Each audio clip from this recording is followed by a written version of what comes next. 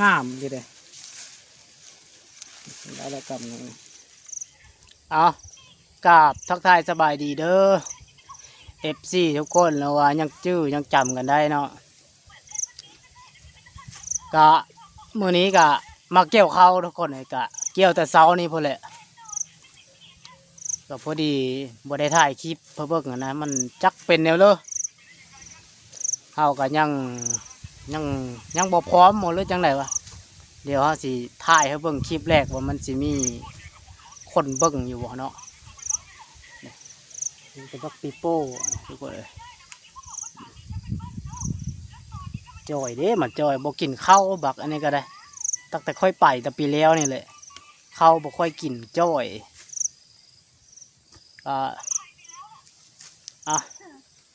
ก็มาถ่ายให้เบิ่งนี่แหละทุกคนมาเกี่ยวข้าวทุกคนเลยข้าวก็งามเลยนี่เดี๋ยวสิมาเบิ่งเดี๋ยวสิพามาเบิ่งข้าวกันตัวนี้นี่ยังบ่ทันได้พ่อเกี่ยวเลยนี่แต่ว่าข้าวนี่งามเลยนี่ตัวนี้นี่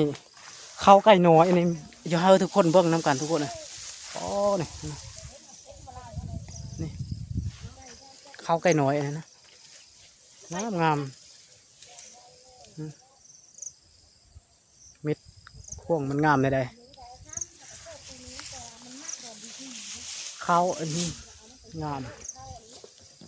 เดี๋ยวให้เบิ่ง3 คนเนี่ยเลยทุกคนเลยคือเก้าแล้วแหละน้ำซ่าไงกันยังอันนั้นได้บ่มะมันสูบได้อยู่ปะ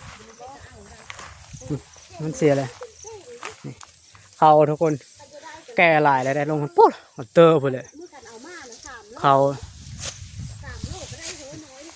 อันนี้มันเป็นข้าวกลางนะงามเลยเป็นงูนั่นไปเลยทุกคนเลยแต่ว่าเชื่ออยู่โพ่นนะพอดีอยู่โมงนั้นแบบสมควายผู้ควายอยู่ฮะนะมันก็เลยแบบงามผู้ควายอยู่ทึกมันก็เลยแบบน้ำขี้ต่มควายนะน้ำขี้ควายมันไหลลงมางามทุกคนเลยเข้าไปตอนไหนตะก้อเห็นอะไรหนึ่งนี่ตะก้อลูกนี้มันเป็นงามสักสีเขาเจองามนะงามนะงามเลยอันนี้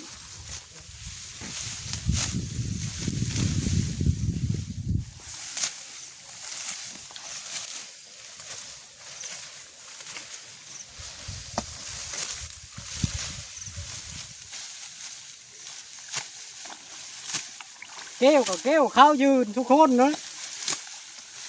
บอกคือเข้าเขาได้เข้าเขาล้มหน้าคอยบ่ล้มเลย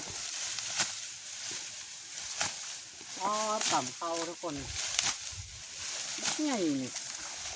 นักขนาดนี้มันเข้างามดีเลย